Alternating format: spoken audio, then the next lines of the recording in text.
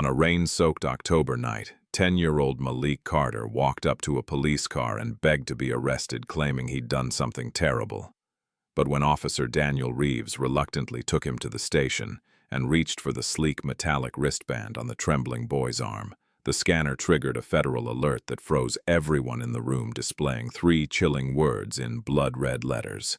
Classified identifier found, and as men in black suits arrived, demanding custody, as power surged through the building, shorting out every electronic device, and as Malik whispered that dangerous people were coming for him, Monroe and Reaves realized they hadn't just picked up a scared runaway child.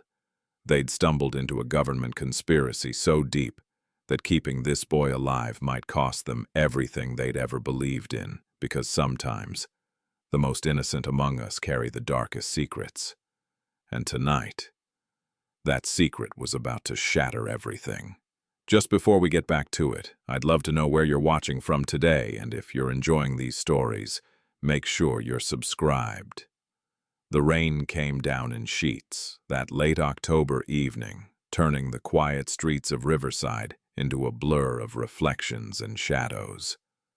Officer Daniel Reaves sat behind the wheel of his patrol car, watching droplets race down the windshield, while his partner, Officer Tasha Monroe, sipped lukewarm coffee from a thermos. They'd been patrolling this district for 3 hours without incident, which was exactly how Reaves preferred it. "Think this storm's going to last all night?" Monroe asked, her voice cutting through the rhythmic pounding of rain on metal. Reaves shrugged, his eyes scanning the empty sidewalks. "Weather said it would. Means fewer idiots out causing trouble." Monroe smiled slightly. She'd been partnered with Reaves for 8 months now, long enough to know his gruff exterior masked something more complicated. He was known around the precinct as fair but cold, the kind of cop who followed procedure to the letter. But she'd seen moments of warmth break through, usually when he thought no one was watching. Thunder rumbled overhead, and Monroe was about to suggest they grab something to eat when Reaves suddenly sat up straighter. "You see that?" he muttered. Monroe leaned forward, squinting through the rain-streaked window. A small figure was moving toward them on the sidewalk, stumbling slightly against the wind. As it got closer, Monroe's chest tightened. It was a child, completely drenched, wearing what looked like a thin jacket and jeans. "What the hell is a kid doing out here?" Reaves said, already reaching for the door handle. Before he could open it, the child reached their car and knocked on Monroe's window with small, shaking fists. She rolled it down immediately, cold rain spraying into the vehicle. "Hey, sweetie, are you okay?" Monroe asked, her voice gentle but urgent. The boy looked up at her with wide, terrified eyes.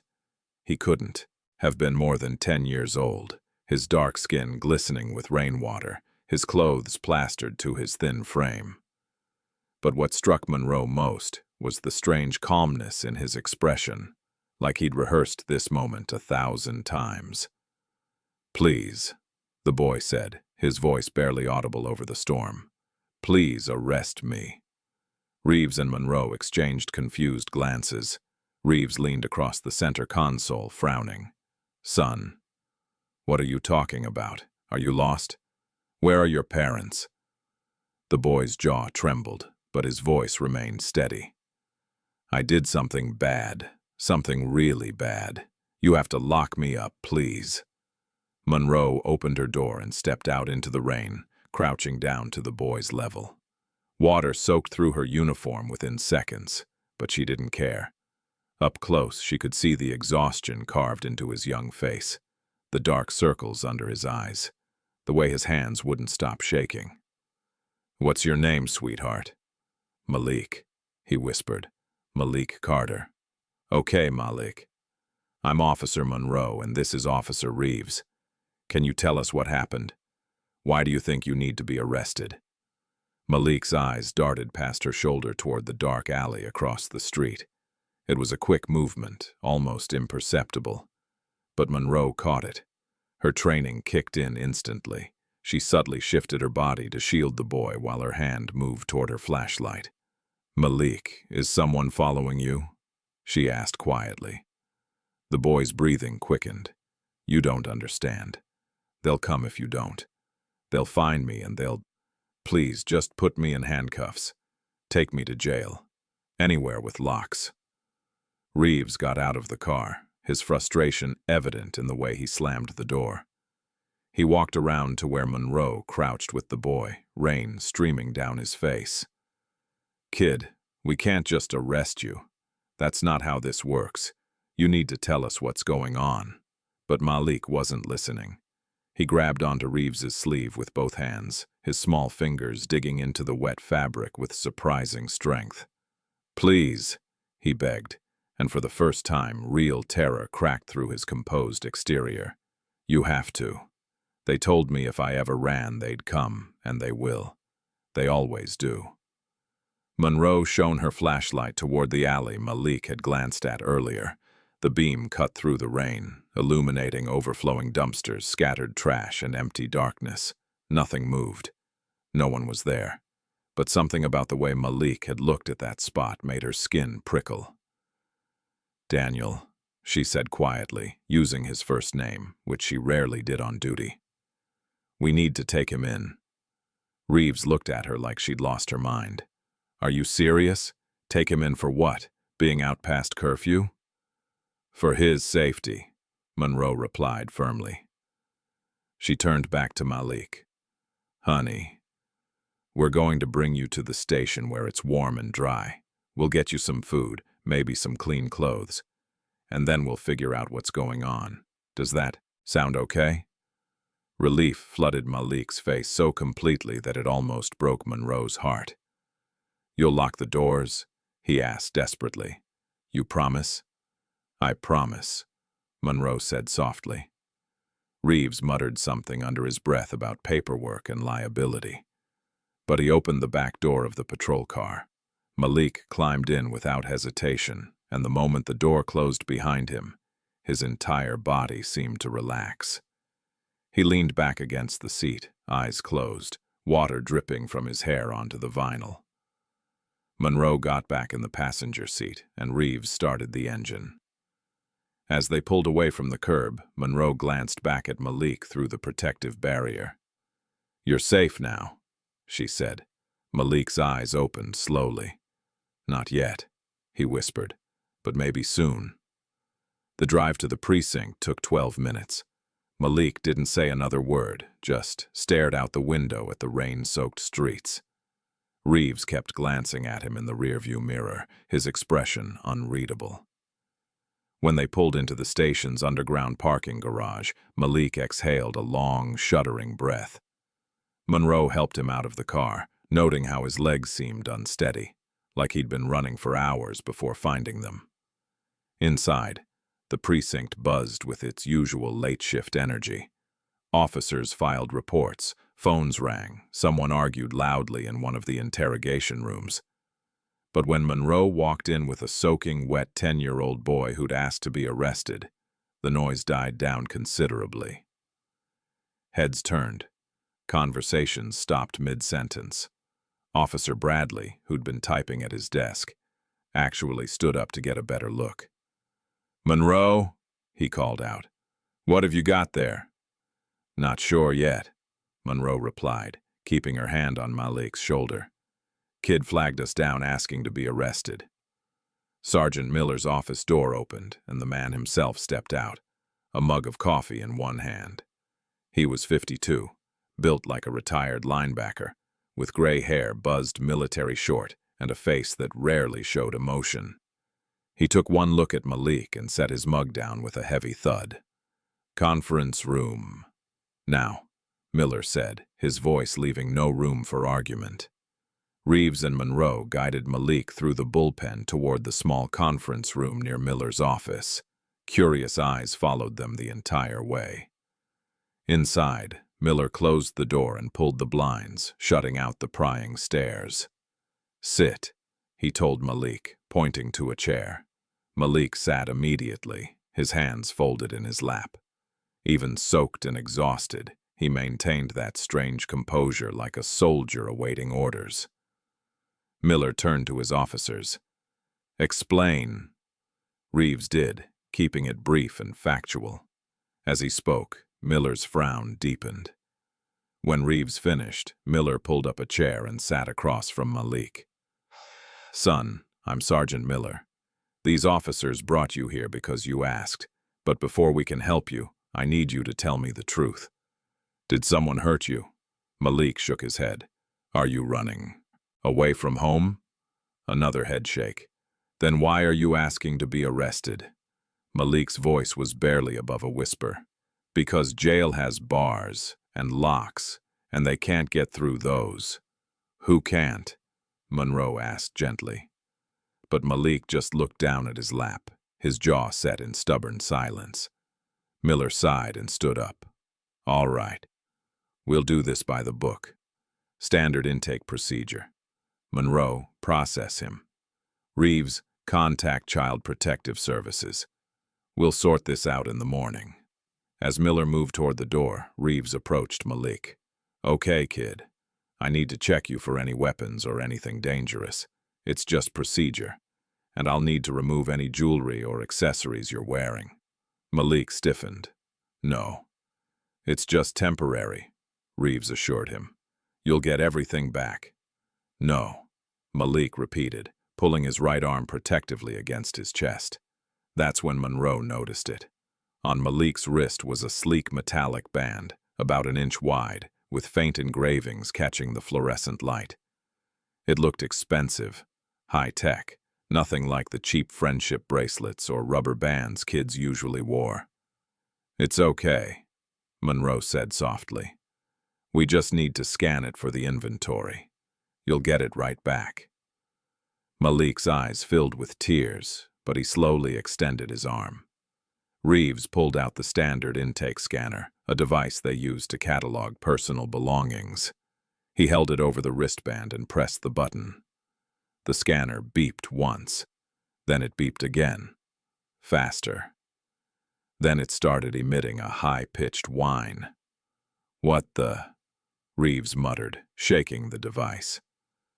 The computer monitor on the wall, which had been displaying the standard intake form, suddenly flickered. Lines of code scrolled across the screen at impossible speed. Then the screen went black except for 3 words in bright red letters. Classified identifier found everyone in the room froze. Monroe felt her heartbeat accelerate as more text appeared. "Do not detain. Federal alert issued. Subject protected under defense protocol. 8. The scanner in Reaves' hand sparked once and went dead. The entire room fell into an uneasy silence, broken only by the hum of the air conditioning and the distant sound of rain against windows. Miller's face had gone pale. He rushed to the computer, his fingers flying over the keyboard, but the screen wouldn't respond to any commands. Finally, one last line of text appeared before the monitor shut down completely. "Accessing this identifier triggers automatic federal notification. Stand by for contact." "Everyone out," Miller said, his voice tight. "Right now." "Sir, what's going on?" Monroe asked. "Out," Miller barked. "And both of you, not a word about this to anyone. File nothing, or log nothing. Am I clear?" Reaves and Monroe nodded, but Monroe's mind was racing.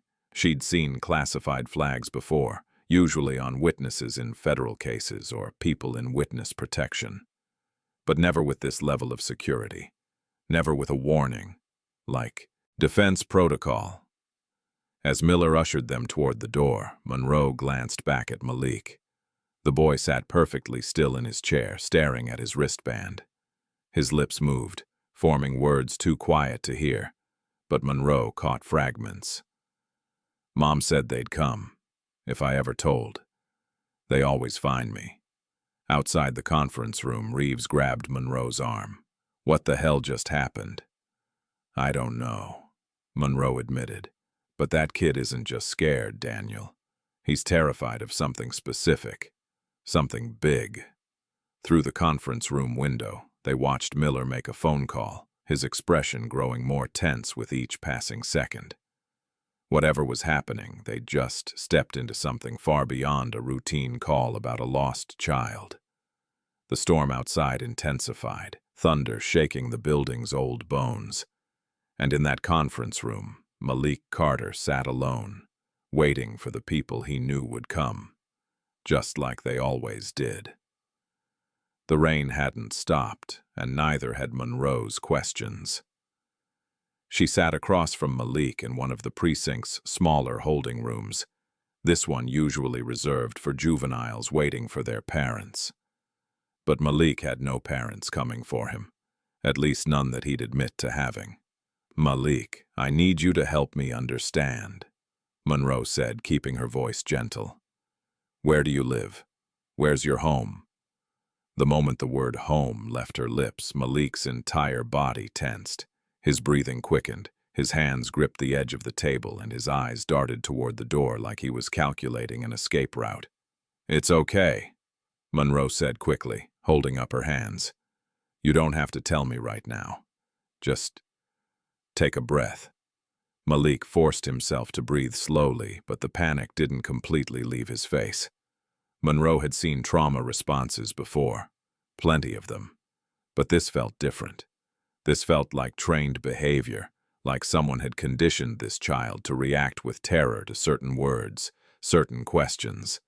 Outside in the hallway, Reaves paced back and forth, his phone pressed to his ear as he waited on hold with Child Protective Services. The hold music was driving him insane, some tinny instrumental version of a pop song he couldn't quite place. "Come on," he muttered, checking his watch. They'd been waiting 45 minutes. Finally, a voice came on the line. "CPS intake, this is Denise." "Yeah, this is Officer Reaves with Riverside PD. I've got a juvenile here, approximately 10 years old, found wandering in a storm. Says his name is Malik Carter. No injuries, but he's clearly in distress. Refuses to provide information about his guardians." "Okay, let me pull up our database," Denise said. Reaves could hear typing in the background. "Carter, you said? Carter? "Correct." More typing, then a long pause. "That's strange," Denise said slowly. "I'm not finding any Malik Carter in our system. No active cases, no previous reports. Are you sure that's his real name?" Reaves frowned. "That's what he told us. Well, without more information, I can't dispatch a social worker until morning. Is the child safe where he is?" "Yeah, he's safe. We'll keep him overnight." As Reaves ended the call, he had a bad feeling settling in his gut. A 10-year-old boy with no record in the CPS system? That was unusual but not impossible. Kids fell through cracks all the time, but combined with that wristband and the federal alert, it felt like pieces of a puzzle he didn't want to solve. He was heading back toward the holding room when the front entrance doors opened. Two men in dark suits walked in, their shoes clicking against the linoleum with military precision. They were both white, both clean-cut, both wearing expressions that suggested they weren't here for a friendly chat. The taller one approached the front desk where Officer Daniels sat. "We're here for the Carter boy." Daniels looked up, confused. "I'm sorry, who are you?" The man pulled out a badge holder, flipping it open just long enough for Daniels to see some kind of federal identification, before snapping it shut again. "Federal authority. We're here to take custody of the child brought in approximately 90 minutes ago." Reaves stepped forward. "Hold on. Federal authority? What agency?" The shorter man turned to him, his expression flat. "That's classified. Where's the child?" "I need to see that identification again," Reaves said firmly, "and I need proper documentation before we release anyone into your custody." The tall man's jaw tightened. "You don't understand the situation. Then explain it to me." "We can't. It's classified." "Then you're not taking the kid." The tension in the room ratcheted up immediately. Other officers had started paying attention, hands drifting closer to their duty belts. The two federal men exchanged a look, and the shorter one pulled out his phone. "One moment," he said coldly, stepping aside to make a call. Reaves walked quickly back to the holding room where Monroe still sat with Malik. He knocked once and opened the door. "We've got a problem," he said quietly. Monroe stood immediately. "What kind of problem?" "Two feds just showed up demanding custody of the kid. No paperwork, barely showed credentials. Something's really wrong here." At the mention of federal agents, Malik went rigid. His eyes widened, and he grabbed Monroe's hand with surprising strength. "Don't let them take me," he whispered urgently. "Please. They're the ones who took my mom." Monroe crouched down beside him. "What do you mean they took your mom? Malik, where is your mother?" "I don't know," Malik said, tears finally spilling down his cheeks. "She's been gone for 3 months. They came to our house one night, these men in suits just like that, and they took her away. She told me to run, to hide, to never let them find me. But they did. They always do." Reaves felt ice spread through his veins. "Malik, who are these men? What do they want?" "They want what Mom tried, to hide," Malik said, his voice breaking. "They want what's inside me." Before either officer could ask what that meant, raised voices erupted in the hallway. Miller's voice carried clearly. "I don't care who the hell you think you are. You're not taking that child without proper authorization from my superiors." The tall federal agent's response was calm, but edged with steel. "Sergeant, you don't need paperwork under Protocol 8. That child is a federal asset, and every second he remains in civilian custody is a violation of national security." Monroe made a split-second decision. She locked the holding room door from the inside. "What are you doing?" Reaves asked. "Buying time," Monroe said. She turned to Malik. "Is there anything else you can tell us? Anything that might help us understand what's happening?" Malik reached into his jacket pocket with trembling hands and pulled out a small folded piece of paper. It was water-stained and worn, like he'd been carrying it for a long time. He handed it to Monroe. She unfolded it carefully. It was a photograph, slightly blurred but clear enough. It showed Malik, maybe a year younger, standing beside a woman in a white lab coat. She was beautiful, with the same warm brown eyes as Malik, her arm wrapped protectively around his shoulders. They were standing in what looked like a research facility, complicated equipment visible in the background. Monroe flipped the photo over. On the back, written in hasty handwriting, were a series of numbers. 37.2, 192-88, and beneath that letters, VXPHX. "Who is this?" Monroe asked, though she already had a sinking feeling she knew. "My mom," Malik whispered. "Dr. Elise Carter. She's a scientist. Was a scientist. They said she died in a fire, but that's a lie. I know she's alive because sometimes—" He stopped, looking afraid to continue. "Sometimes what?" Reaves prompted gently. "Sometimes I can still hear her, in my head, like she's calling to me." Outside, someone was working on the door lock. Monroe quickly pulled out her phone and snapped photos of both sides of the photograph, then handed it back to Malik. "Keep that safe," she said. The door burst open. Miller stood there, his face flushed with anger, and something else. Something that looked a lot like fear. "Monroe, Reaves, my office. Now." "Sergeant, we need to—" Monroe started. "That wasn't a request." Miller cut her off. As they filed out, Monroe looked back at Malik. One of the federal agents had entered the room and was approaching the boy. Malik pressed himself against the wall, his eyes locked on Monroe's, pleading without words. In Miller's office, the sergeant closed the door and rounded on them. "Do either of you understand what you've done?" he hissed. "That wristband triggered an alert that went straight to Washington. I just got off the phone with someone who made it very clear that our little precinct is now under federal scrutiny." "Who was it?" Reaves asked. "I don't know. The call was encrypted, but they ordered me to hand over the boy immediately and destroy all footage from tonight, every second of it." "You can't be serious," Monroe said. "Do I look like I'm joking?" Miller's hands were shaking slightly as he poured himself a glass of water. "This is above our pay grade, way above. That kid is terrified," Reaves said.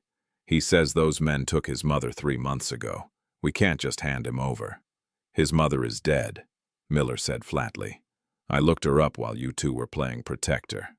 Dr. Malik Carter, biomedical researcher.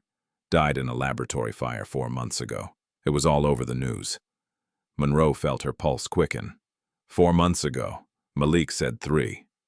"The kid's traumatized and confused," Miller said dismissively. "His mother died. He probably ran away from foster care or wherever they placed him, and now he's scared and making up stories." "Then why the federal alert?" Reaves pressed. "Why Protocol 8? Why are suits showing up within 2 hours demanding custody?" Miller had no answer for that. He just stood there, looking older than his 52 years, caught between duty and orders he didn't understand. A knock at the door made them all turn. One of the federal agents opened it without waiting for permission. "Sergeant, we're taking the boy now." "Like hell you are," Reaves said, moving toward the door.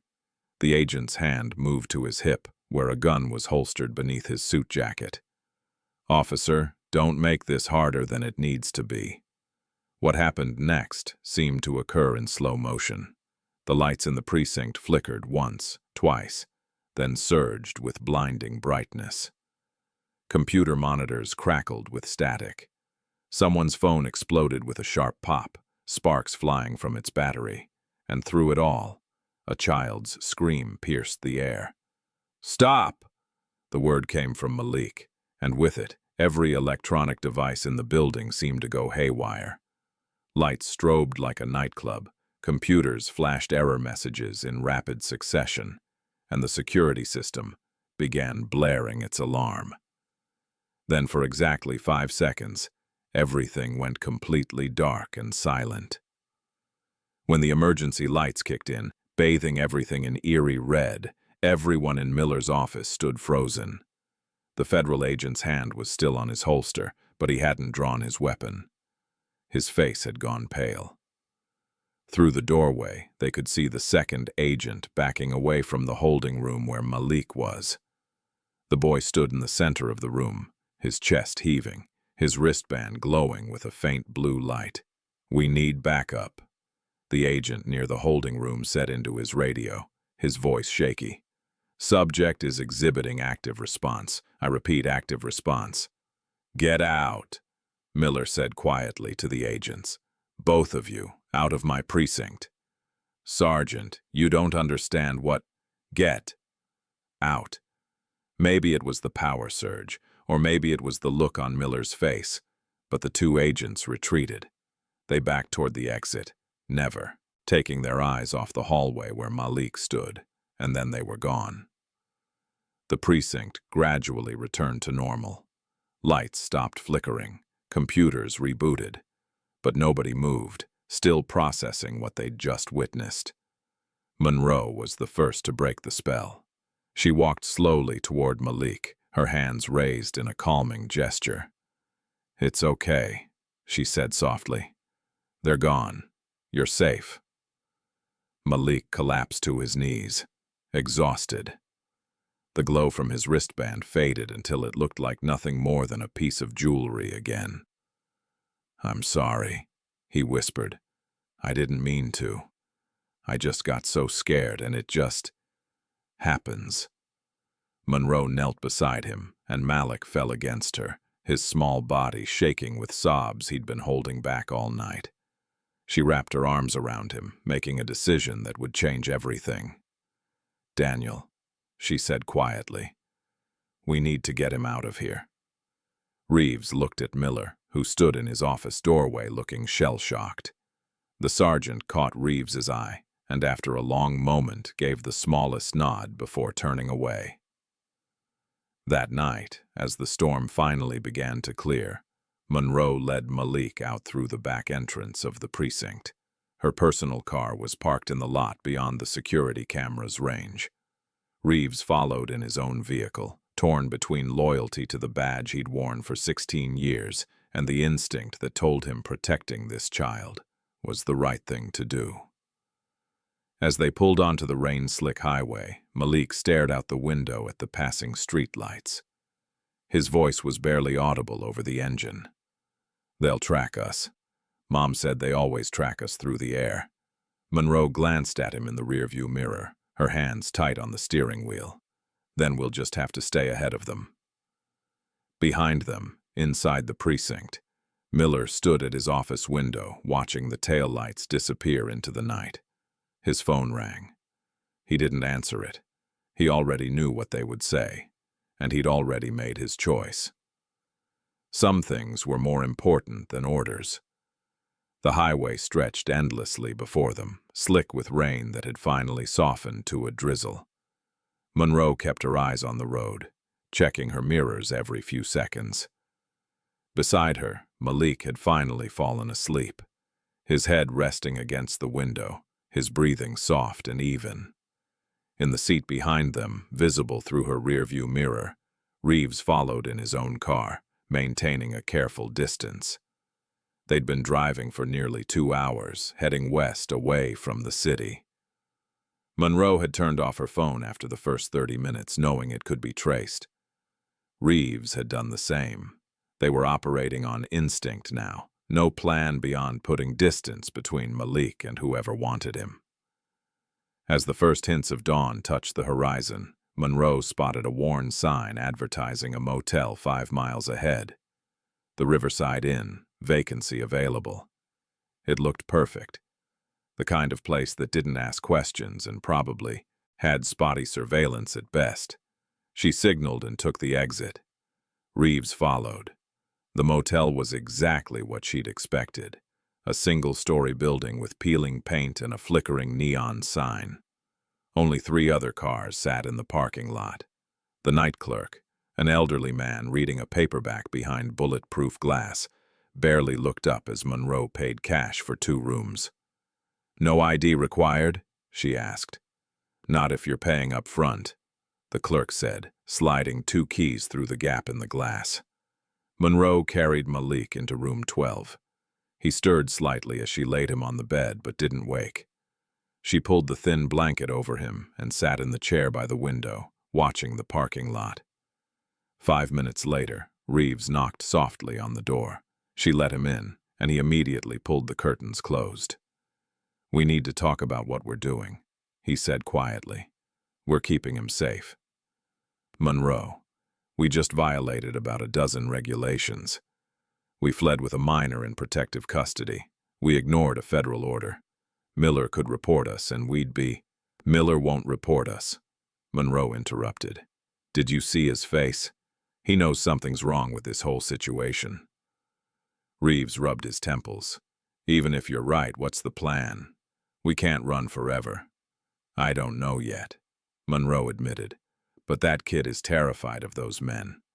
And whatever happened at the precinct, that power surge or whatever it was, those agents were scared of him too." They both looked at Malik, sleeping peacefully for the first time since they'd found him. In sleep, he looked even younger than his 10 years, vulnerable and small. As morning light crept through the gaps in the curtains, Malik woke. His eyes snapped open with the alertness of someone used to danger, scanning the room until he found Monroe. "Where are we?" "Somewhere safe," Monroe said. "Are you hungry?" Malik nodded, and Monroe went to the vending machines outside, returning with chips, crackers, and a candy bar. It wasn't much, but Malik ate like he hadn't seen food in days. While he ate, Monroe noticed him glancing repeatedly at a pad of paper and pen the motel provided on the nightstand. She slid them toward him. "You want to draw something?" Malik took the pen hesitantly and began sketching on the paper. His hand moved with surprising precision, creating symbols and patterns that looked almost mathematical. Monroe watched, fascinated as the designs took shape. Interlocking circles, geometric patterns, and what looked like circuit diagrams. "What is that?" she asked gently. Malik held up the paper. The symbols were identical to the engravings on his wristband. "It's the code," he said simply. Mom used to draw it for me. She said if I ever forgot who I was, I should remember the pattern. Before Monroe could ask more, Reaves burst through the door, his face tense. "We've got company." 3 black SUVs just pulled into a gas station across the street. I saw at least 2 men with federal badges. "How did they find us so fast?" Monroe demanded. Malik looked down at his wristband. "They're tracking this. They always are. Mom said it sends a signal they can follow." "Then we need to go," Reaves said, already moving toward the door. They were halfway to Monroe's car when the SUVs pulled into the motel parking lot, tires screeching. Men in tactical gear poured out, weapons drawn but not raised. They moved with military precision, forming a perimeter. "Get in," Monroe shouted, practically throwing Malik into the back seat. She floored the accelerator, her car fishtailing as it shot out of the parking lot. Behind them, Reaves did the same, deliberately positioning his vehicle between Monroe's car and the pursuing SUVs. "Where do we go?" Monroe shouted. "Away from roads." Reaves's voice crackled through her radio. "Head for the woods, the old logging trail about 2 miles north." Monroe yanked the wheel, her car bouncing violently as she left the paved road for a dirt path barely visible through overgrown brush. Behind them, the SUVs followed, but their larger size made them slower on the narrow trail. Then Malik pointed at the sky. "Look!"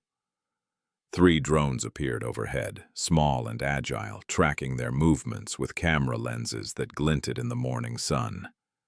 "They're not even trying to hide it anymore," Monroe muttered. Reaves's voice came through the radio again. "Monroe, keep going. I've got this." "Daniel, don't." But he'd already stopped his car, gotten out, and pulled his service weapon. He took careful aim at the nearest drone and fired 3 shots. The second shot connected, and the drone spiraled down, crashing into the trees. The other 2 drones adjusted their flight patterns, moving higher and faster, but Reaves had bought them precious seconds. Monroe pushed her car harder, branches scraping against metal as the forest grew denser. Finally, she found a small clearing hidden by a canopy of trees. She killed the engine, and they sat in silence, listening. The sound of the SUVs faded, moving past them on the main trail. Reaves caught up minutes later, breathing hard. "Those aren't regular police drones. That was military-grade equipment." "What kind of people are we running from?" Monroe asked, though she wasn't sure she wanted the answer. Malik's voice was small from the back seat. "The kind that don't stop. Ever." They abandoned the cars and moved deeper into the woods on foot. Malik struggled to keep up, his thin legs not made for hiking, so Reaves lifted him onto his back. As they walked, something shifted between the 2 men and the boy. Monroe saw it in the way Reaves adjusted Malik's weight, making sure he was comfortable. She saw it in the way Malik rested his cheek against Reaves's shoulder, trusting him completely. "You remind me of someone," Reaves said quietly. "Who?" Malik asked. "My son. He's about your age. I don't get to see him much anymore. His mom and we didn't work out." "I'm sorry," Malik said. "Yeah, me too." They reached an abandoned hunting cabin as afternoon shadows lengthened. It was small, barely more than 4 walls and a roof, but it was shelter. Monroe checked inside first, making sure it was empty, then waved them in. While Reaves started a small fire in the old stone fireplace, Monroe pulled out the photograph Malik had shown her earlier. She studied the numbers on the back. 37.2-192-88. "Malik, what do these numbers mean?" The boy came to sit beside her. "Mom said they were important. She made me memorize them. She said if anything happened to her, I should tell someone good about the numbers and the letters." "VXPHX," Monroe read. "Does that mean anything to you?" Malik nodded slowly. "Mom worked on something called Project Phoenix. She said it was supposed to help people learn better, make their brains work faster. But then she found out they were using it for something bad." "What kind of bad?" Reaves asked, joining them. She said. Malik struggled to find the words. She said they wanted to change how people think. Make them not feel things anymore. She tried to stop them, but that's when the men came. Monroe felt cold despite the fire's warmth. Malik, when did your mother tell you all this? The night they took her. She woke me up and said we had to run, but they were already there, surrounding our house. She gave me this wristband and told me to never take it off. She said it would keep me safe, that it had something inside that only I could unlock. He touched the wristband, and Monroe noticed for the first time how seamlessly it fit his wrist, like it had been custom-made. Not just jewelry, but technology disguised as jewelry. My brain is the code, Malik said quietly, repeating something his mother must have told him. That's what she said. The wristband has information, but it only works with me. With my neural patterns, she called it. Reaves and Monroe exchanged glances. This was bigger than they'd imagined. This wasn't just about a scared kid or even a missing mother. This was about something that people were willing to kill for. There's something else, Malik said hesitantly. He reached into his shoe and pulled out a small flash drive, no bigger than his thumb. Mom hid this in my room. She said if I ever got away, I should find someone who could read it. Monroe took the drive carefully, like it might explode. Do you know what's on it? Proof, Malik said. Proof of what they did. Night fell, and they took turns keeping watch. When it was Monroe's turn, she sat by the window, the flash drive burning a hole in her pocket. She needed a computer, needed to see what was on it. But more than that, she needed to understand why a 10-year-old boy carried the weight of such dangerous knowledge. Behind her, Reaves and Malik slept. Reaves had given Malik his jacket as a blanket, and the boy clutched it like a lifeline. Watching them, Monroe felt something harden in her chest. Whatever it took, she would protect this child. Not because it was her duty, but because it was right. As dawn approached, Malik woke screaming. Reaves was beside him instantly, and Monroe rushed over from her post. It's okay, you're safe, Reaves said, holding the boy's shoulders gently. But Malik wasn't listening. His eyes were unfocused, like he was seeing something they couldn't. Mom, he whispered. She's calling me. She's still alive. I can hear her. Malik. That might just be a dream, Monroe said softly. No, Malik insisted. She taught me. The frequency, she called it. She said even if they took her, she'd find a way to reach me. And I can feel it. She's somewhere close. Somewhere. He pointed northeast. That way. Monroe wanted to dismiss it as trauma, as a child's desperate hope. But she'd seen too much in the past 24 hours to dismiss anything. She pulled out the photograph again, looking at the numbers. Then it clicked. Those aren't random numbers, that's an IP address. 37.21192.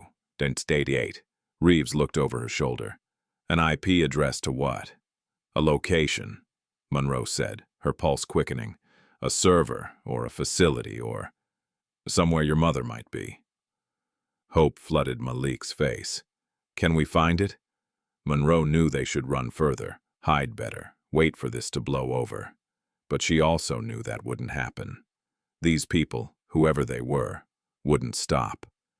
The only way forward was through. Yeah, she said. We can find it.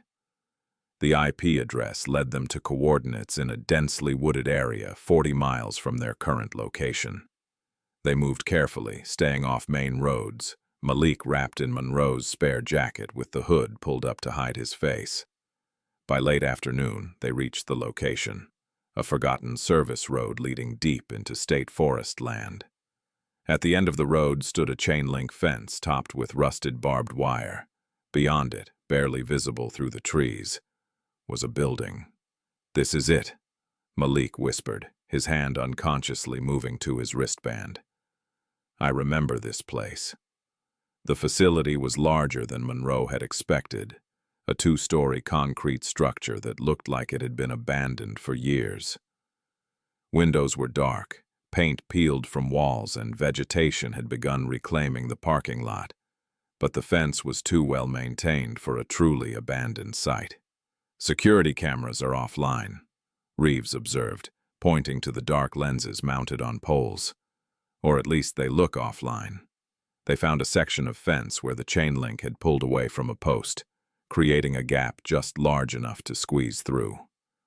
Malik went first, moving with a familiarity that confirmed he'd been here before. The front entrance was locked, but a side door hung slightly ajar, its lock mechanism broken. Inside, the smell of dust and decay filled the air. Emergency exit signs provided the only light, their batteries somehow still functioning after what must have been years. "Stay close," Monroe whispered, her hand on her weapon. They moved through hallways lined with empty offices and abandoned equipment. Papers littered the floor, many too faded to read, but Monroe caught glimpses of official seals and classified stamps. On one wall, a faded logo remained visible: U.S. Defense Cognitive Research Division. This was a government facility, Reaves said quietly. Malik led them deeper into the building with unsettling certainty. He stopped at a door marked Archives and pointed. "The computers are in there. Mom used to let me play games while she worked." Inside the archives, rows of filing cabinets lined the walls. Monroe began searching through them while Reaves kept watch. Most files had been removed, but she found a few folders that had fallen behind cabinets. One contained personnel files. One name jumped out: Dr. Malik Carter, lead researcher, Project Phoenix. But it was the audio equipment they found that proved most valuable. Old recording devices, somehow still containing data. Monroe plugged in headphones and listened. Malik Carter's voice filled her ears, clear and professional. "Day 47 of neural mapping trials. Subject demonstrates remarkable adaptability to frequency modulation. However, I'm growing concerned about the military applications being discussed. This research was meant to help trauma victims, not create..." Static obscured several words. "Emotionless soldiers." Monroe's blood ran cold. She fast-forwarded through recordings, hearing Elise's growing alarm as she realized the true scope of Project Phoenix. The final recording made her stop breathing. "They're coming for my research. Commander Vaughn made it clear they'll take it by force if necessary. I've encrypted the core data and hidden it in the one place they'd never think to look, in Malik's neural pattern itself. If you're hearing this, Malik, baby, they've found you. I'm so sorry. The code in your wristband isn't just a key. It's a map. A map to where they're holding." The recording ended abruptly with the sound of breaking glass and shouting. "Monroe," Reaves called urgently. "You need to see this." He'd found another room, this one filled with filing cabinets specifically for test subjects. Most files were gone, but one folder remained, crammed behind a drawer. Inside was a child's photograph clipped to medical records. A little girl, maybe 8 years old, with bright eyes and a gap-toothed smile. Across the folder in red stamp: "Deceased. Neural rejection." Malik appeared beside them, and his face crumpled. "That's Sarah. She was nice to me. She gave me her doll before." He couldn't finish. Monroe felt rage building inside her. These people had experimented on children, had killed them, and now they wanted Malik. "Come on," she said, her voice tight. "Let's keep moving." They descended to a sub-level, stairs creaking under their weight. The air grew colder, and Monroe noticed Malik's wristband had started glowing faintly again, responding to something in the environment. At the bottom of the stairs was a heavy door marked Test Chamber 3. Malik walked up to it, and before anyone could stop him, he pressed his wristband against the electronic lock. The lock clicked open. Inside, the room was like something from a science fiction movie. Cryogenic pods lined one wall, their displays dark but still connected to backup power. Experimental equipment filled the space. Brain scanners, neural imaging devices, monitors showing complex wave patterns. In the center of the room stood a terminal that powered on automatically as Malik entered. The screen flickered to life, and suddenly, Elise Carter appeared. Not live, but a holographic recording triggered by Malik's presence. "If you're seeing this, Malik," the hologram said, and Malik gasped, reaching toward his mother's image. "They've found you. I'm so sorry, baby. I tried to protect you. The wristband contains encrypted data about Project Phoenix. But it's more than that. I embedded safeguards in your neural patterns when you were younger. During those checkups I told you were for your health. The code in your wristband can only be accessed by your unique brainwave signature. Don't let them have it. Don't let them..." Suddenly, the lights throughout the facility blazed to life. Alarms began wailing. The terminal screen changed from Elise's message to a new display. "Perimeter breach detected. Security protocol activated." "It's a trap," Reaves said. "They knew we'd come here." Through the chamber's small window, Monroe saw movement in the hallway above. Men in tactical gear, dozens of them flowing into the building like a dark tide. Then a voice echoed through speakers throughout the facility, calm and controlled. "Thank you for returning the asset, officers. We've been waiting." Monroe recognized the voice from background chatter in Elise's recordings. "Commander Vaughn." "We need another way out," Monroe said, scanning the chamber desperately. Malik pointed to a ventilation shaft in the corner. "That leads to the parking lot. Sarah and I used to hide there during drills." Reaves was already moving. He ripped the grate off and looked inside. It was tight, but they could make it.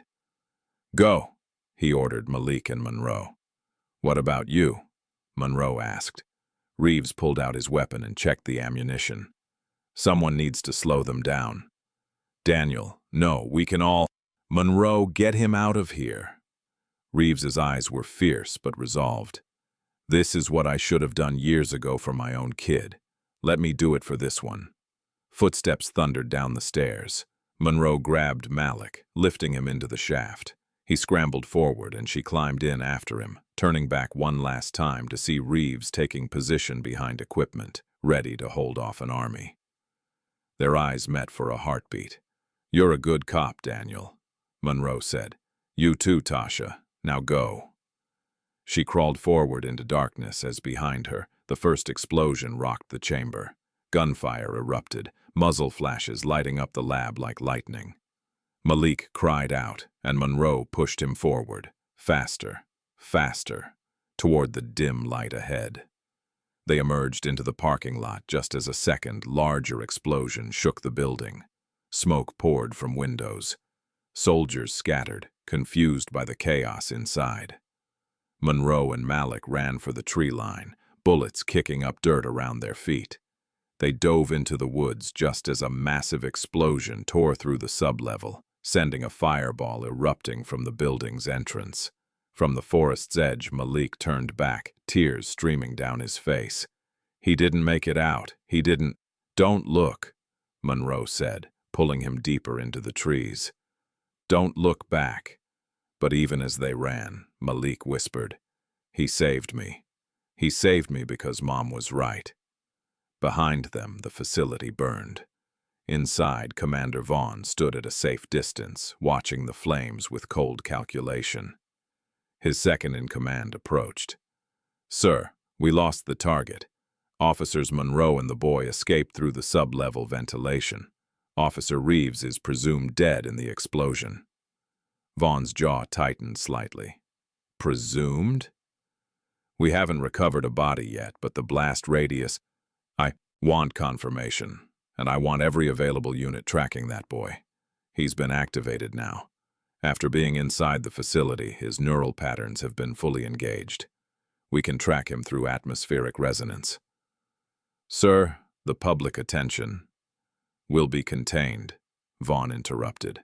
The boy is worth more than all of this. Continue the pursuit. As the sun set on the burning facility, Monroe and Malik pressed deeper into the wilderness. They'd gained information, but at a terrible cost. And now they knew. Elise Carter was alive. Somewhere. The question was where and how much time they had before Vaughn's forces caught them again. Malik clutched his wristband, feeling it pulse with warmth. Inside his mind, his mother's voice seemed to whisper, "Be brave, baby. Be brave." The hunt had truly begun. The explosion that had torn through the facility still echoed in Monroe's ears as she dragged Malik through the darkening forest. Smoke billowed behind them, and the boy kept looking back, searching for any sign of Reaves among the chaos. "Keep moving," Monroe urged, though her own heart felt like it was being crushed. Daniel Reaves had been more than a partner. He'd been a good man trying to redeem himself, and now he was gone. They ran until Malik's legs gave out. He collapsed against a fallen tree, gasping for breath, tears cutting tracks through the dirt on his face. "He didn't have to do that," Malik sobbed. "He didn't have to die for me." Monroe knelt beside him, her own eyes burning. "Yes, he did. Because that's what good people do, Malik. They protect those who can't protect themselves. But I'm not worth it," Malik whispered. "I'm just a kid. Why do all these people keep getting hurt because of me?" Monroe grabbed his shoulders gently but firmly. "Listen to me. You didn't ask for any of this. Your mother tried to stop something evil, and they punished her for it. You're carrying something important, something that could save people. That makes you worth protecting. Do you understand?" Malik nodded shakily, wiping his eyes with dirty hands. They moved more carefully now, staying low, avoiding open ground.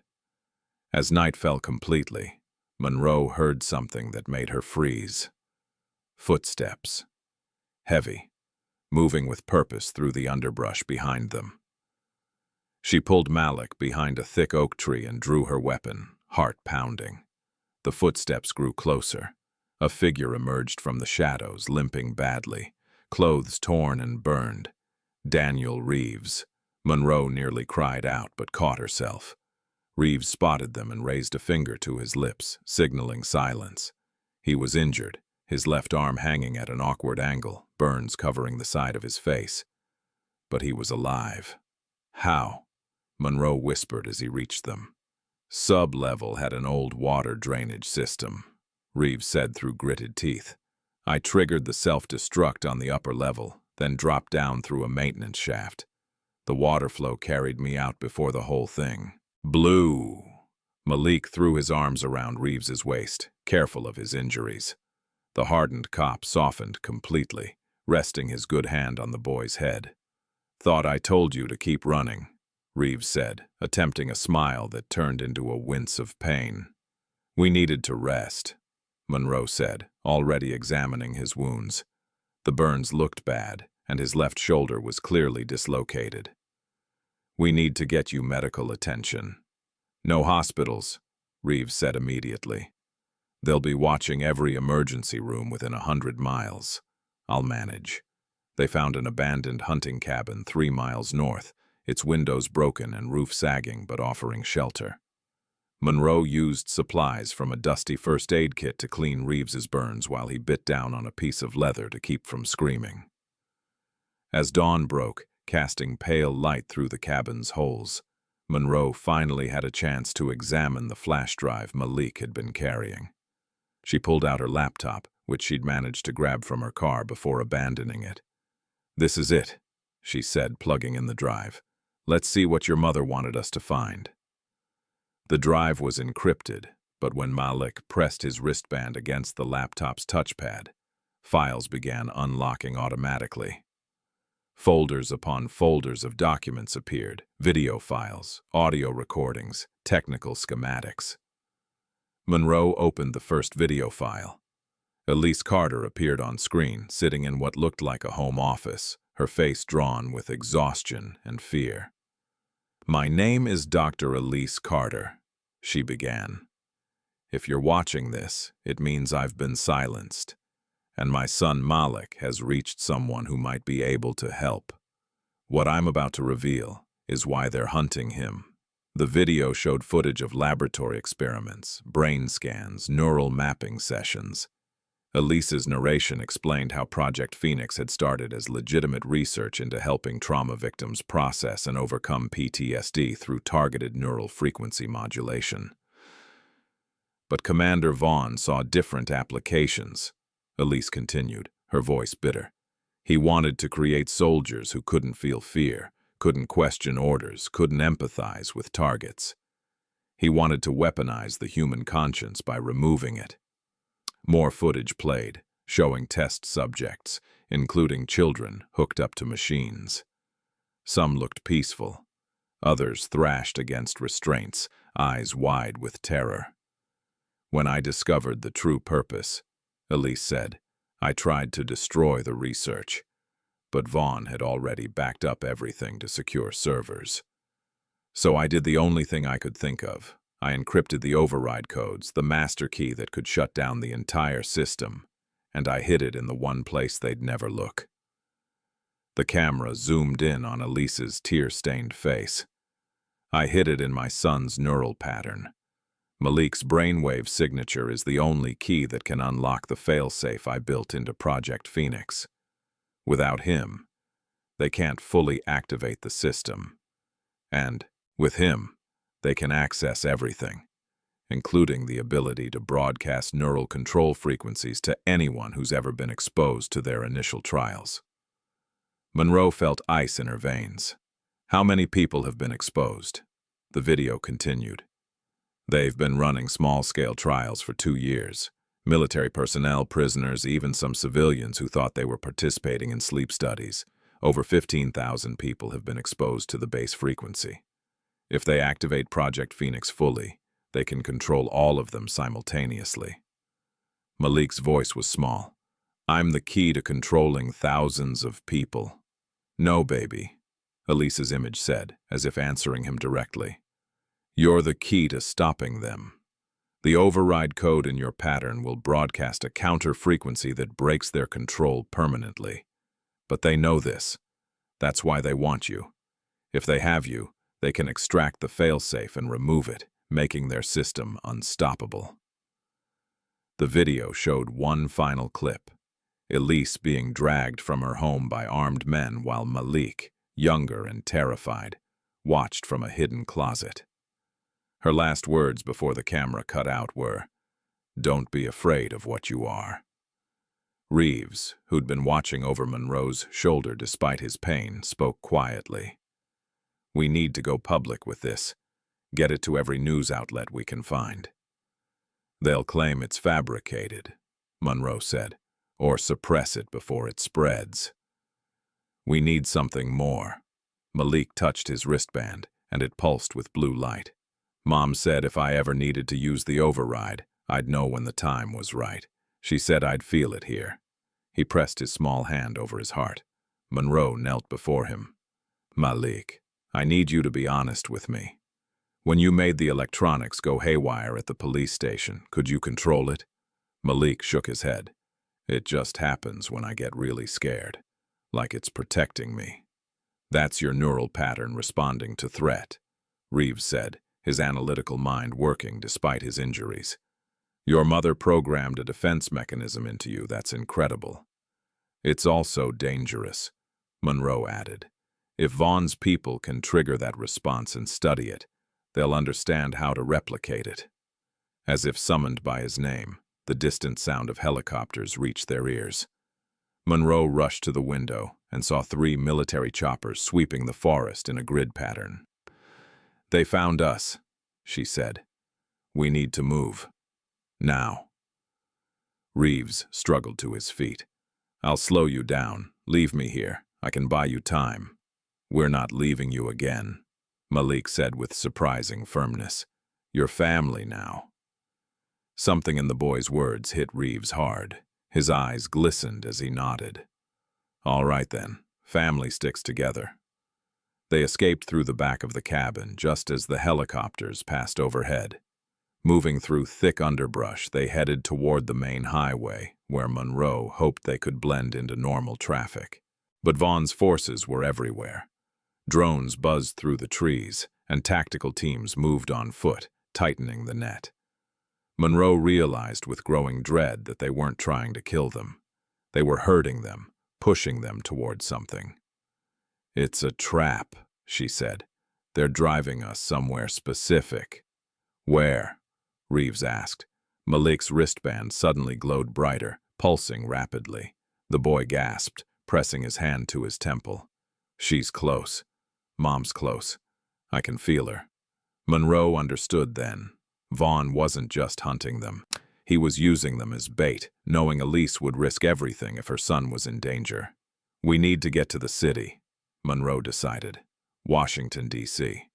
If we're going public with this, we do it where the whole world can see." The skyline of Washington, D.C. rose before them like a steel and glass fortress. Monroe had managed to hotwire an abandoned pickup truck they'd found at a rural gas station, and they'd driven through the night, Reaves drifting in and out of consciousness in the back seat while Malik kept watch. Now, in the gray light of early morning, they entered the city, blending into rush-hour traffic. Monroe pulled her borrowed baseball cap lower, and Malik wore Reeves's oversized hoodie. Hood up, face hidden. "Where are we going?" Malik asked. "To see someone who owes me a favor," Monroe said. 20 minutes later, they pulled up to a run-down apartment building in a neighborhood the tourists never saw. Monroe helped Reaves up 3 flights of stairs and knocked on door 3B. A woman's voice called through the door. "Who is it?" "It's Tasha Monroe. I need your help, Jayla." The door opened to reveal a black woman in her late 20s, dreadlocks pulled back, wearing an oversized sweatshirt and suspicious eyes. Those eyes widened when she saw Monroe's state, the injured cop, and the terrified child. "Jesus, Monroe, what did you get into?" "Something big. Can we come in?" Jayla's apartment was cramped but filled with computer equipment that would make any hacker jealous. Multiple monitors glowed with scrolling code, and hard drives hummed quietly in custom-built towers. "I heard you went rogue," Jayla said, closing the door behind them. "Every cop in the tri-state area is looking for you." "Not just cops," Monroe said. She explained quickly, showing Jayla the flash drive and playing portions of Elise's video testimony. Jayla's expression shifted from skepticism to horror as she watched. "This is real? They're really doing this?" "We need to decrypt the full files," Monroe said, "and we need to broadcast them everywhere, simultaneously, so they can't suppress the information."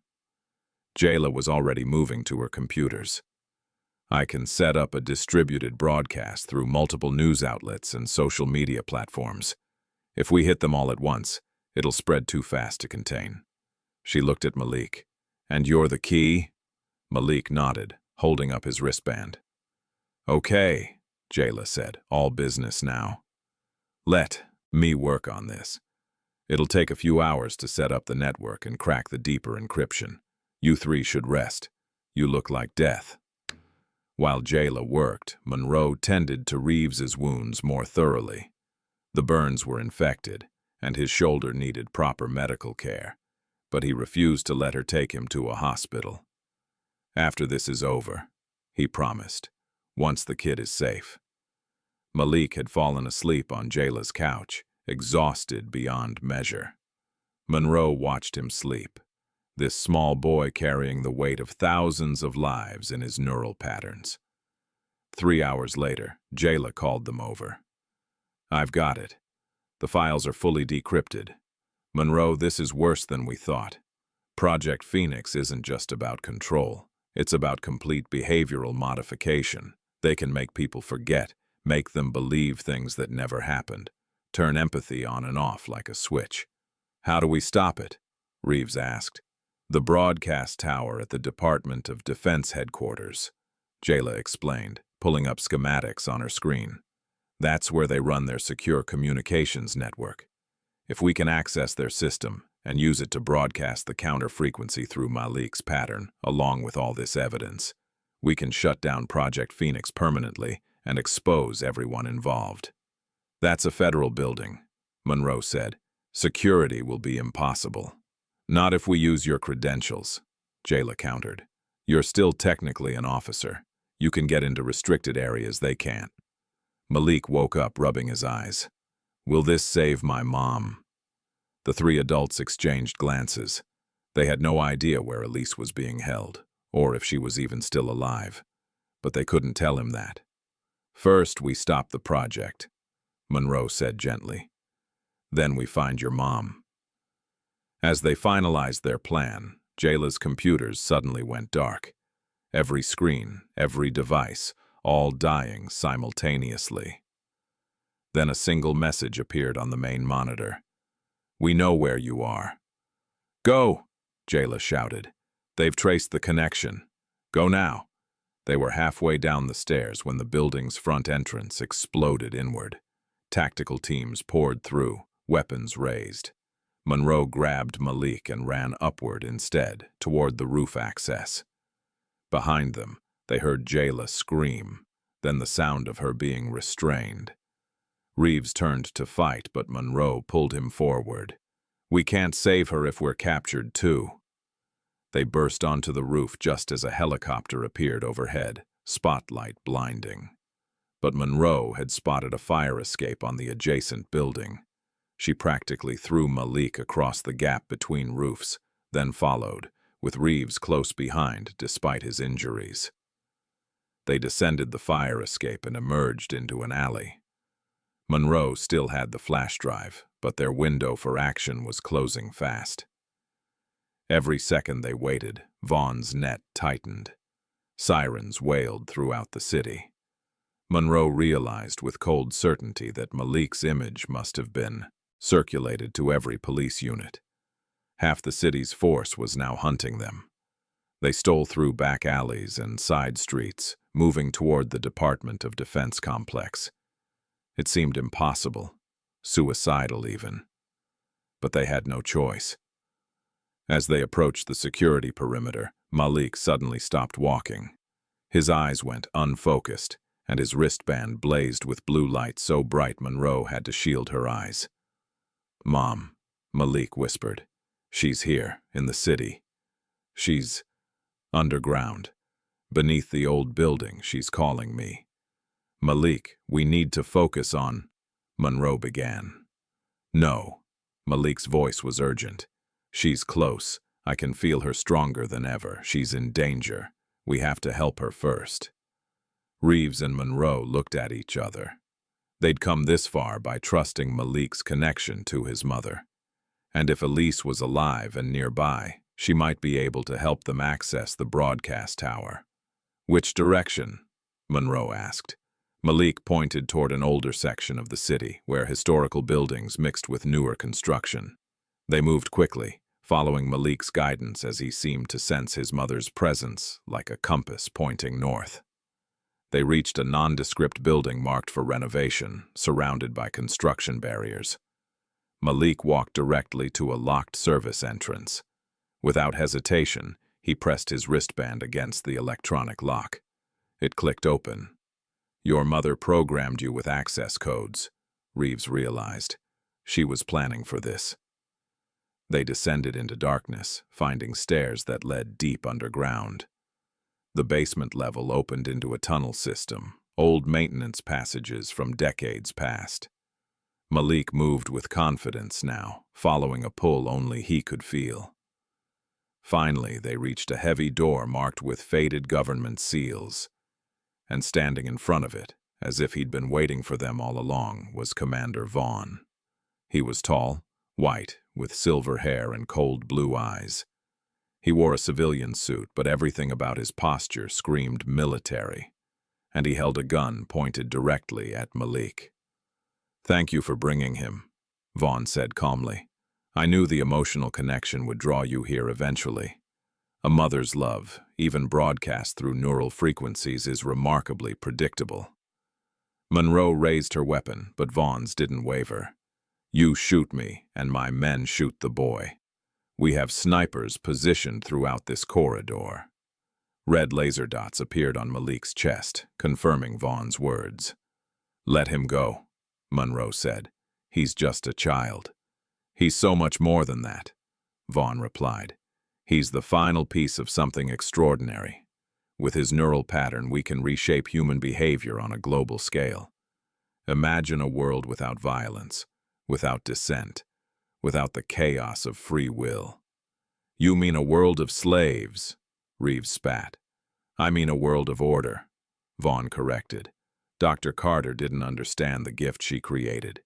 She let sentiment blind her to the potential. Malik stepped forward, his small body shaking but his voice steady. "My mom understood exactly what you are, a monster who wants to steal people's choices." Vaughn smiled, and it was the coldest thing Monroe had ever seen. "Your mother is right behind this door. Would you like to see her before we begin the extraction?" He gestured, and one of his men unlocked the door. It swung open to reveal a small, sterile room. And there, strapped to a medical chair, was Elise Carter. She looked thin, exhausted, bruised from months of captivity. But when she saw Malik, her eyes filled with tears and fierce love. "Baby," she whispered. "My brave boy." Malik tried to run to her, but Vaughn grabbed his arm. Monroe lunged forward, but soldiers materialized from the shadows, grabbing her and Reaves, forcing them to their knees. "Now then," Vaughn said, dragging Malik toward the room. "Let's unlock those secrets your mother hid so carefully." Malik looked back at Monroe, terror and determination warring in his young face. His wristband pulsed steadily, and Monroe suddenly understood. This wasn't over. Malik had one more card to play. He just needed to get close enough to the source of Vaughn's power. As they forced him into the room with his mother, Malik whispered just loud enough for Monroe to hear. "The light always reveals the truth." The door slammed shut, and Vaughn turned to his captives with satisfaction. "You've lost, officers. You should have stayed in your precinct where you belonged." But Monroe saw something Vaughn didn't. Through the gap under the door, Malik's wristband was glowing brighter than ever before, and the lights throughout the underground facility were beginning to flicker. The real battle was just beginning. The extraction room was cold and clinical, filled with equipment that hummed with menacing purpose. Malik stood frozen as Vaughn's technicians strapped him into a chair surrounded by holographic displays. Screens flickered to life, showing intricate patterns of neural pathways, brainwave frequencies mapped in brilliant colors. Elise strained against her restraints across the room, her voice breaking. "Don't do this, Vaughn. He's just a child." "He's the culmination of your life's work," Vaughn replied, his voice almost reverent as he studied the displays. "And now finally we'll unlock what you so selfishly tried to hide." A technician approached Malik with a device designed to interface with his wristband. The man's hands shook slightly as he attached leads to the metallic band. Malik could feel his heart hammering, but he remembered his mother's words from the holographic message. "Don't be afraid of what you are." "Beginning neural extraction," the technician announced, preparing to decode the encrypted override sequence. Machines whirred to life around Malik. He felt a strange pressure building in his head, like someone was pressing against his thoughts, trying to force their way inside. The screens showed his brain activity, spiking, waves of color cascading across monitors, but something wasn't right. The technician frowned, tapping at his keyboard. "Sir, we're getting interference. The neural pattern it's not responding as expected." "What do you mean?" Vaughn demanded, stepping closer. "It's like there's a secondary layer of encryption. Every time we get close to the override code, the pattern shifts, becomes something else." Elise managed a weak smile through her exhaustion. "I told you, Vaughn, you can't just take it. The code isn't something that can be extracted. It has to be given freely." Vaughn's jaw clenched. "Then we'll encourage cooperation." He pulled out his phone and made a call. "Bring the officers in." Moments later, Monroe and Reaves were dragged into the room at gunpoint, forced to their knees beside Elise's chair. Reaves' face was pale from pain, his injuries taking their toll, but his eyes were defiant. "Malik," Vaughn said, his voice taking on a false gentleness, "I'd hate for anything to happen to these people who've tried so hard to protect you.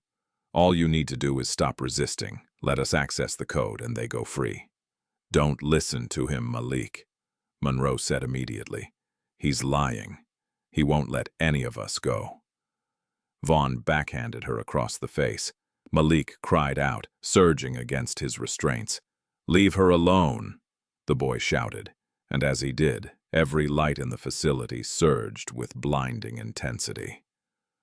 Computers sparked, and the technician jumped back from his station as the equipment began to overload.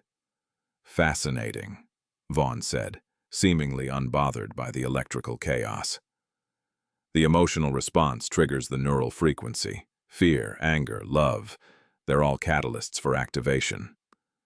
In Malik's mind, he began to hear his mother's voice more clearly than ever before. But it wasn't a memory or an implanted message. It was something else. Something alive and present. "Baby, listen to me." Elise's voice came, both from across the room and from somewhere deeper, somewhere inside his own thoughts. "They can take your memories, but not your light. You are the light, Malik. You always have been." Malik's wristband grew warmer, pulsing in rhythm with his heartbeat. The displays around him stopped showing just his neural patterns. They began showing something else, a frequency that seemed to resonate with every piece of electronic equipment in the room, in the building, maybe even beyond. "What's happening?" the technician asked, his voice rising in panic. "The system is uploading something. It's not extracting data, it's broadcasting." Vaughn's eyes widened. "Shut it down. Now." But it was too late. The failsafe that Elise had built into her son wasn't designed to be extracted. It was designed to activate under specific circumstances, when Malik was in mortal danger, when his emotional state reached a critical threshold, and when he was in proximity to the very system Vaughn had built to control others. The wristband's glow became almost blinding. Malik felt something release inside his mind, like a door he didn't know existed suddenly opening.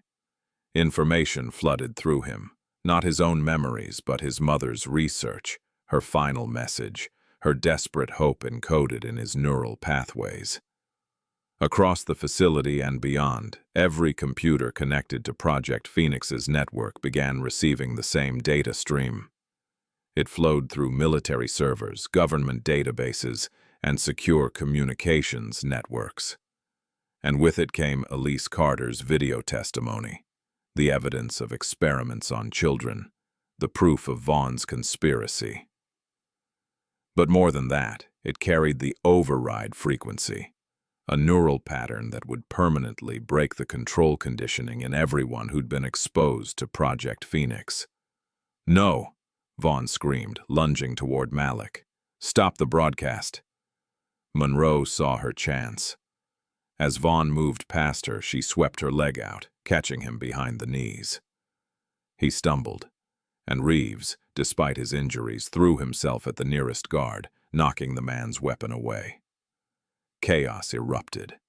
Guards rushed forward, but the facility's power grid was failing as Malik's broadcast overloaded every system.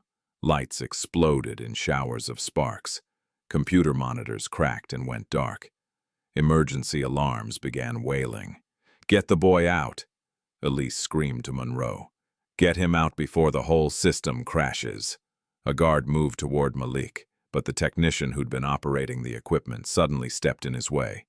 "No," the technician said, his voice firm. "I signed up to help people, not torture children. I'm done." His defiance sparked something in the other technical staff. They stepped away from their stations, refusing Vaughn's orders. The commander's absolute control was fracturing, his people's consciences awakening as Malik's counter-frequency did exactly what Elise had designed it to do: restore human empathy and choice. Monroe reached Malik and began unfastening his restraints. The boy's eyes were unfocused, his body trembling as the massive data upload continued to flow through him. "Stay with me, sweetheart," Monroe said urgently. "Just a little longer." Vaughn had recovered his weapon and pointed it directly at Malik. "If I can't have the code, no one will." The shot never came. Reaves, moving with the last of his strength, tackled Vaughn from the side. They crashed into equipment, Vaughn's gun skittering across the floor. The two men struggled, Reaves fighting despite his wounded shoulder, driven by the promise he'd made to protect this child. "Monroe," Reaves shouted, "take him and run." Monroe swept Malik into her arms. He was light, too light, his small body limp with exhaustion. She ran for the door, but more guards blocked the exit. She skidded to a stop, trapped between them and the chaos behind her. Then Elise's voice cut through the madness. "Malik, baby, you have to finish it. Send the final sequence." Malik's head lifted from Monroe's shoulder. His eyes, though exhausted, held sudden clarity. He looked at his mother, memorizing her face, then reached out with his consciousness in a way he'd never done before.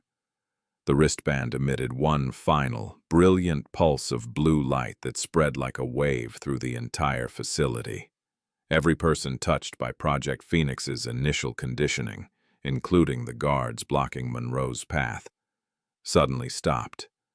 Their faces went blank for a heartbeat, then filled with confusion, then horror as they realized what they'd been part of. The lead guard lowered his weapon, looking at his hands like he didn't recognize them. "What? What have we been doing?"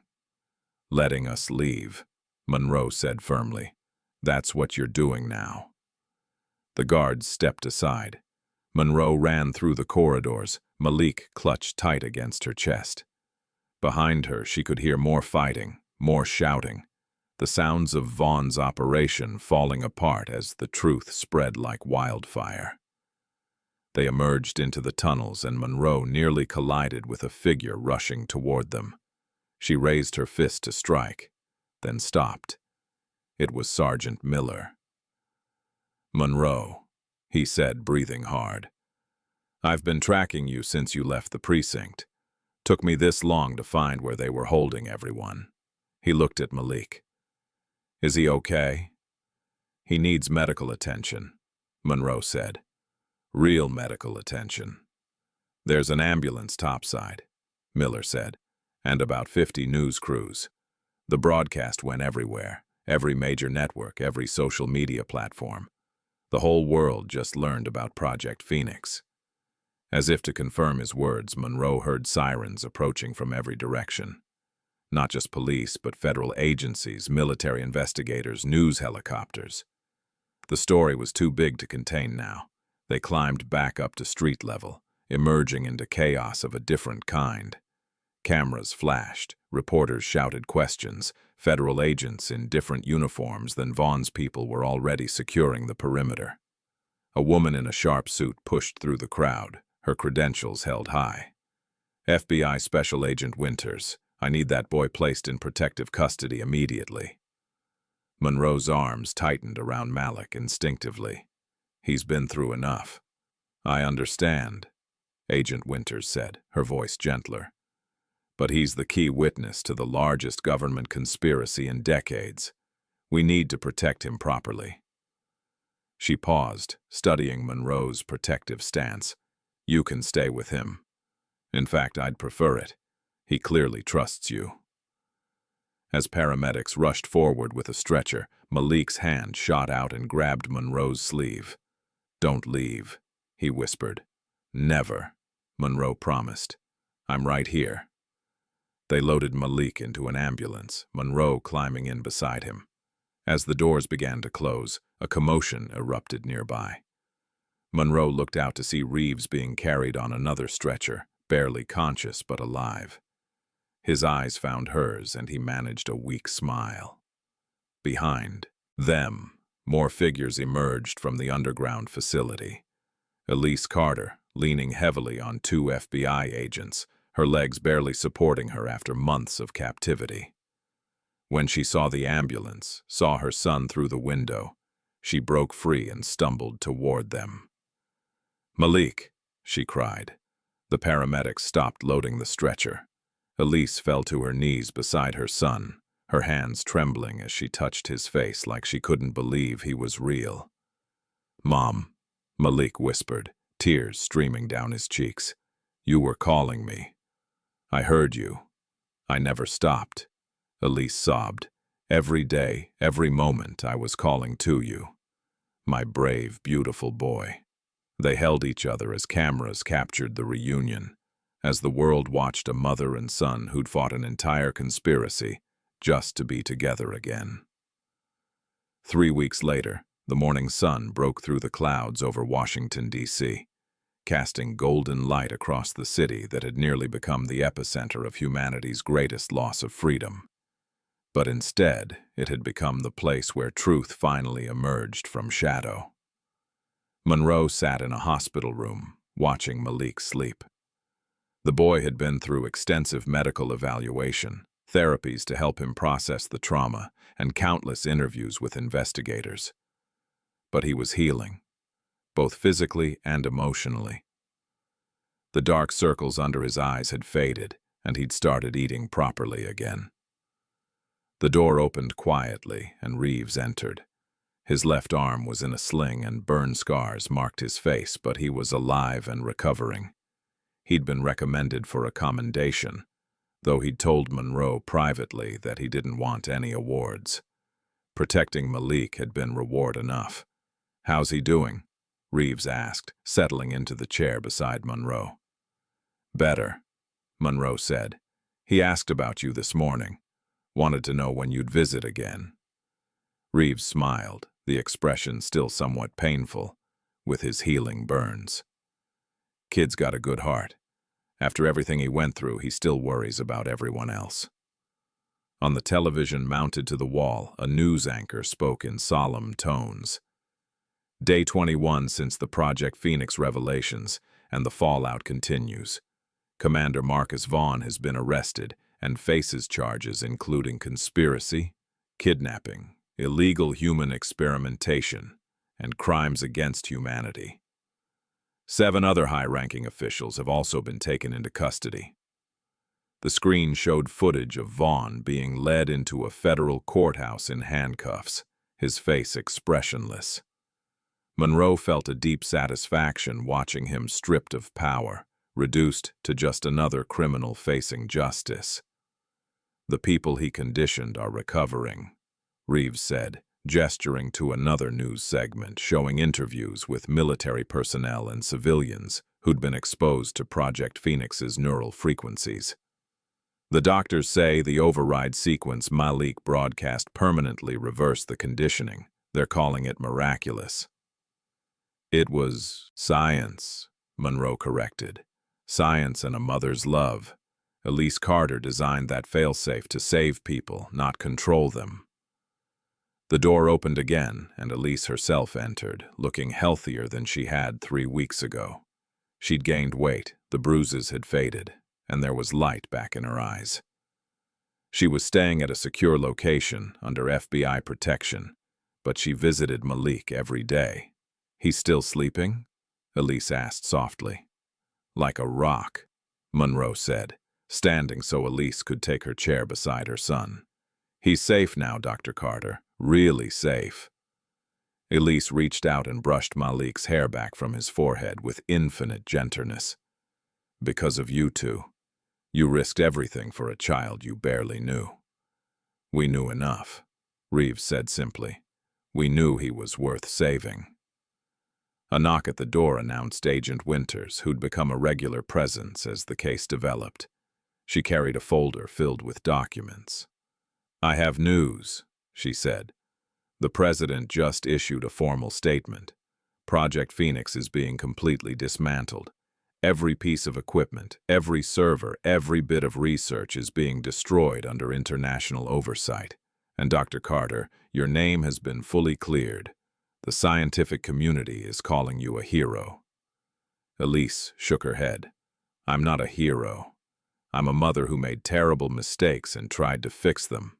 You're both, Winters said firmly, and the government is establishing new oversight committees for all neurological research. Your recommendations are being written into federal law. No one will be able to do what Vaughn tried to do ever again. Malik stirred, his eyes opening slowly. He blinked in the bright room, then smiled when he saw his mother beside him. "Morning, baby," Elise said, kissing his forehead. "Hi, Mom." He looked around at the others. "Officer Monroe, Officer Reaves, you're still here?" "Where else would we be?" Monroe asked, ruffling his hair gently. Over the following days, the city buzzed with activity. Congressional hearings were scheduled. Investigations spread across multiple agencies. The full scope of Project Phoenix's reach became clear. 15,347 people had been exposed to the conditioning frequencies. Thanks to Malik's broadcast, all of them were now free. Sergeant Miller visited one afternoon, bringing Monroe and Reaves their badges back. They'd been cleared of all wrongdoing, their actions deemed justified under extraordinary circumstances. "The department wants you back whenever you're ready," Miller said, "though I'd understand if you wanted to take some time." Monroe looked at Malik, who was drawing pictures at a small table the hospital had provided. "I think I need to make sure something first." A week later, formal ceremonies were held at the Capitol. Reaves and Monroe were presented with commendations for valor, awards they accepted while standing beside Malik and Elise. The boy wore his first suit, the wristband, still on his arm though its technological functions had been permanently disabled. He kept it as a reminder of his mother's love. Nothing more. During his speech, the president addressed Malik directly. "Young man, you've shown courage that most adults could never imagine. You've saved thousands of people, not just from control, but from losing what makes them human. Their ability to choose, to feel, to love. This nation owes you a debt we can never fully repay." Malik's response was captured by every camera in the room. "I just wanted to keep my mom's promise. She said we should always protect the light in people. That's all I did." The crowd erupted in applause. Monroe, standing just off stage, felt tears streaming down her face. Reaves stood beside her, his own eyes glistening. "That kid's going to change the world," Reaves said quietly. "He already has," Monroe replied. After the ceremony, Agent Winters approached Elise with paperwork. "Dr. Carter, you're free to go wherever you'd like. The protective custody is being lifted. You and Malik can go home." But Elise hesitated, looking at the document that would restore her old life. "I'm not sure where home is anymore. Our old house, everything we had. It's all tainted by what happened." "Then make a new home," Monroe said, surprising herself with the words. "Start fresh. Give Malik the childhood he deserves." "What about you?" Elise asked. "You and Officer Reaves, you're part of his story now, part of our family if you'll accept that." Monroe felt her throat tighten with emotion. In the chaos of the past weeks, she'd formed a bond with this child and his mother that went beyond duty. It was something deeper, something permanent.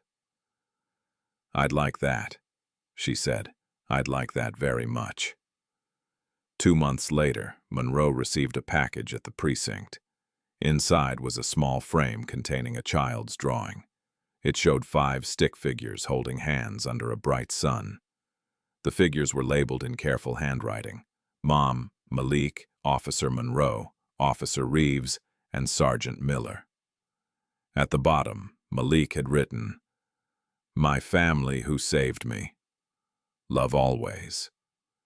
Monroe placed it on her desk where she could see it every day. The world moved on, as it always did. The news cycle shifted to other stories. But the changes that Malik and his mother had catalyzed rippled outward.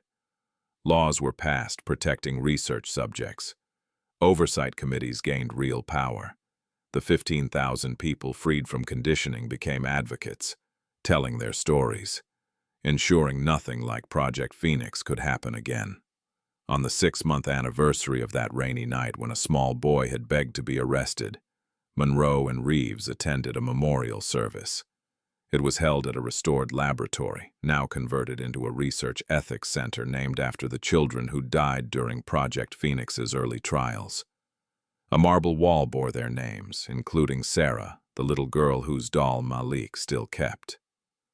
Elise gave a speech about remembering the lost while honoring their memory through action. Malik stood beside her, no longer just a victim, but a symbol of hope. After the ceremony, they visited the memorial wall together. Malik placed a single flower beneath Sarah's name. "Do you think she'd be proud?" he asked his mother quietly. "I think she'd be very proud," Elise said. "You made sure what happened to her never happens to anyone else." Monroe watched them, mother and son reunited, healing together. She thought about that stormy night, about the desperate child who'd understood that sometimes the only way to be safe was to run toward the very thing you feared. Malik had asked to be arrested because he'd needed protection, but in the end, he'd protected everyone else. As the sun set over the city, casting long shadows through the memorial garden, Monroe's phone buzzed. It was a text from Malik, sent from his mother's phone. "Thank you for listening that night. Thank you for believing me. Love, Malik." Monroe typed back, "Thank you for being brave enough to ask for help. You saved us all." That evening, they gathered at Elise's new home, a small house in a quiet neighborhood where Malik could just be a kid. They'd started a tradition, Sunday dinners where Monroe, Reaves, and Miller would join the Carters for a meal. As they sat around the table, Malik asked Reaves about his son. "I'm seeing him more now," Reaves admitted.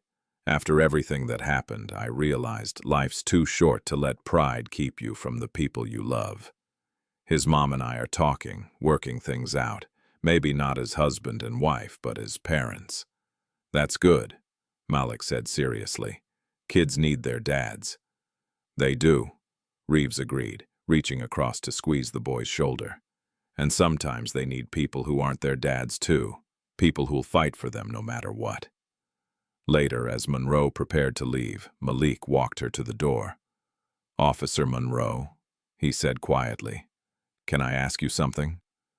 "Anything, sweetheart."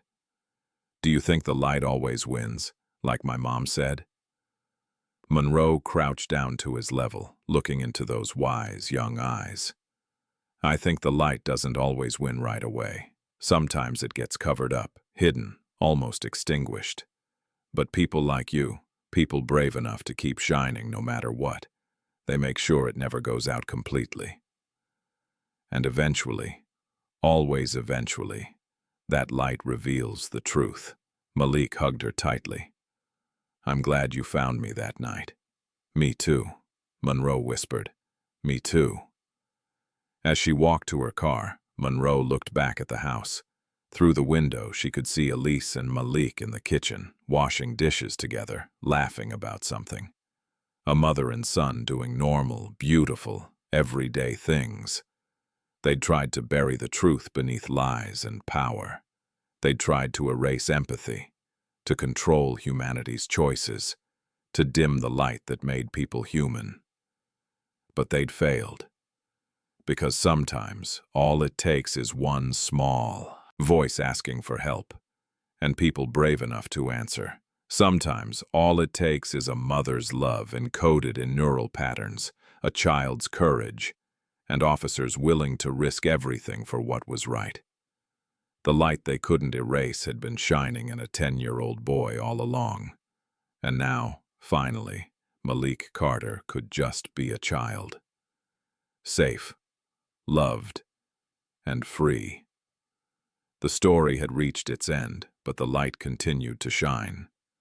If a child came to you for protection, knowing it could destroy your entire life, would you have the courage to say yes? Like and subscribe for more stories that challenge what it means to be human.